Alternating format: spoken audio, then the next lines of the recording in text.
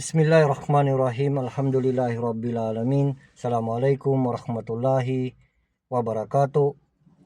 Isang mapagpalang araw sa lahat ng kapatirang Muslim at alhamdulillah sapagkat kakatapos lamang namin magsala ng salatul duhur sapagkat kasama ko rito si Brother Kair. Assalamualaikum. Assalamualaikum. Inshallah.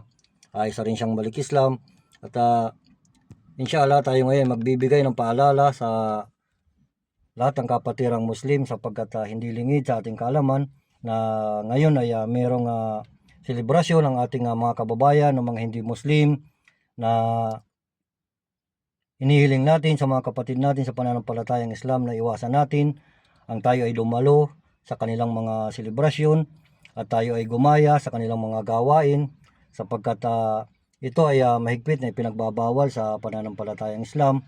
At sapagkat sinabi ng Propeta Muhammad sallallahu alaihi wasallam sa hadithihi na man tashabbaha biqaumin fahuwa minhum, na sinasabi ng Propeta Muhammad sallallahu alaihi wasallam na ang sino man ang gumaya sa mga gawain ng mga hindi mananampalataya ay tunay na siya ay kabilang doon. Kaya inihiling natin sa mga kapatid natin sa pananampalatayang Islam na matakot tayo kay Allah subhanahu wa ta'ala.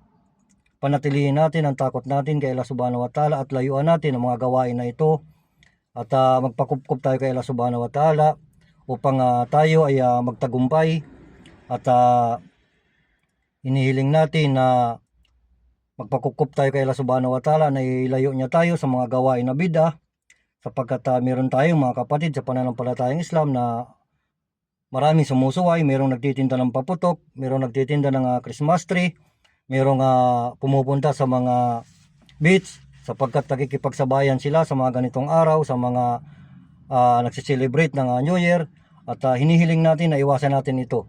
At inshallah, itong maikling paalala na ito ay itong maging daan upang tayo ay magbalik loob kay Allah subhanahu wa ta'ala. Kaya hanggang dito na lamang. Barakallahu fikum. Assalamualaikum warahmatullahi wabarakatuh.